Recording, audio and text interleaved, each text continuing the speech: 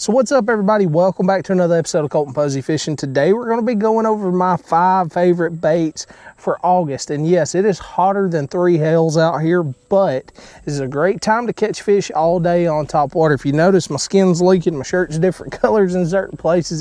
It's miserable hot. We ain't got no wind or nothing like that. Thank God we've got cloud cover, but it is very, very hot. But I'm going to give you some of my tips and techniques and my baits and areas to look for these fish during the month of August. And if you follow it step by step, I guarantee you'll catch a lot more fish. So either way, stick around. There's something you don't want to miss. I think I got it figured out.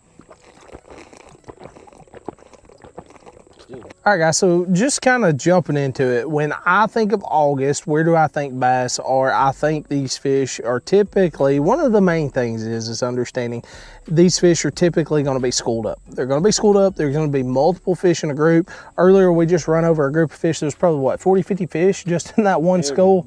I mean, they're schooled up. But those fish, where we found those 40 or 50, they're not in your typical area. A lot of people focus Main Lake this time of year, and which is a good thing to do. You will find schooling fish always on the Main Lake this time of year. But don't forget about the first quarter of your creek. And what do I mean by the first quarter of your creek? I mean, when you come in, kind of like where you've got those first few pockets that come in. If the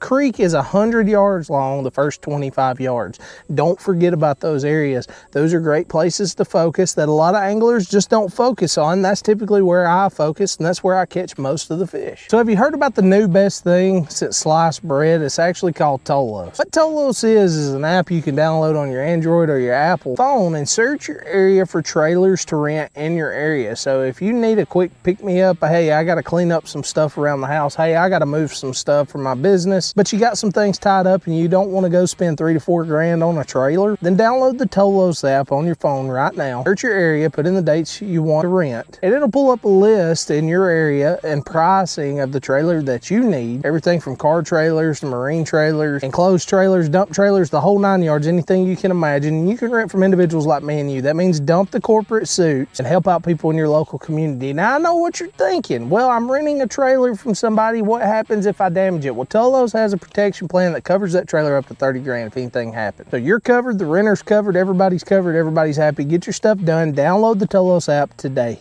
So moving past that, the attitudes of the fish. What are the fish doing this time of year?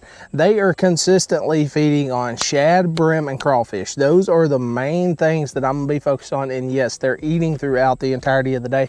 It's like 4 o'clock here. We got here about lunchtime and we've been smoking them on top water. It is just a good time to fish top water and fast moving baits all day long from morning till dark. Now, one of the first baits that I want to talk about, let's say I'm running those grass lines and stuff around those points or going up into the creeks, and I see a lot of bluegill, you know, running along the bank or down at the boat ramp or something when I go to put my boat in. That's when I'm going to focus on something like a bluegill pattern. This is a rattle trap that I hand painted, and this is what Brad caught the biggest fish of the day on. It's one of those deals when you see a lot of those bluegill still right up against the bank, then you kind of want to run something like a bluegill pattern, because a lot of times those bigger largemouth and stuff are going to be up there eating those smaller bluegills, and a rattle trap is a great way to do that, or a lipless crankbait. Now, a lot of times this time of year, I don't like going with one with rattles in it. I actually like going with silent lipless crankbaits, simply because the water's clean, clear. They don't need a whole lot of vibration to find it. They need something that looks natural, and a silent rattle trap does that perfect. Now, the next one that I want to talk about is one that I really, really like when I see those fish just running shad right up against the bank. Maybe you're on, you know, a grass line or something like willow grass.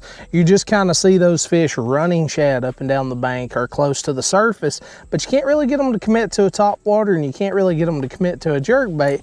Then a lot of times I'll pick up something like a 3/8 ounce small compact spinnerbait. This is made by War Eagle. All this stuff will be tagged in the video, and you can go order it there, except for the baits that we're still testing out and stuff, but I'll tag other ones that I like to use. use. But with this spinnerbait, I'm doing something different. I'm not throwing it out there and then just kind of slow reeling it back to the boat, kind of shaking it every now and again, nothing like that. I'm burning it.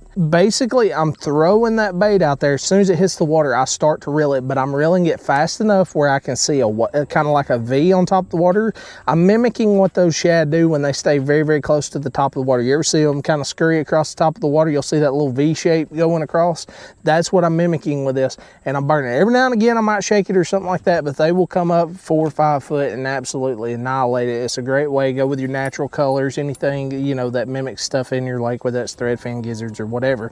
But definitely a double willow blade, because I want this bait moving very, very quickly. Now the rods, I can't give you suggestions on rods right now because all we are using is my series rods right now, and they're not released to the public. We're still doing a lot of testing on them. So either way, you know, with most of these baits, medium moderate on your treble hook baits, on baits with single hooks, then I'm going to go with a medium heavy fast action. Now the next one that I'm going to go with is a Brazalo weed whacker buzz bait. Okay, I like these weed whackers. They're super small, okay, and they just put out a lot of noise, and it is a great like finesse buzz bait technique that just gets tons of bites. These shad, when they get up in this grass and stuff like that, or bluegill, it's just a great way to kind of, you know, get the best of both worlds when fish are pushed up in the bank. Because most of the fisheries that I fish, most of the time the largemouth are up in the grass, they're shallow, and the spotted bass are kind of out chasing on the deeper areas, but they're still shallow in the water column. They're just maybe out in the middle of nowhere where you would typically wouldn't fish. You would typically be scoping, or either be you know, have your boat pointed the opposite way throwing towards the bank. But the trailer that I like to throw on it is the mooch minnow. There's a couple different colors that I like. I really like the 60 shad. If I don't have the 60 shad, I like the electric shad. I kind of go back and forth between those and clean water. White and chartreuse, just depends on the watercolor on your fishery. Next one to always have tied on is a Topwater walking bait. This is basically like a head and spook. I believe that's what this mold is like a head and spook mold.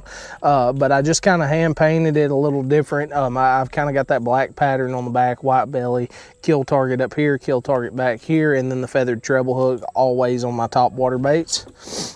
And just always have this ready, because you never know when you're going to get on there. I mean, what, 6 or 7 times today, if not more, every time we would get on a specific area, you would just start seeing them blow up.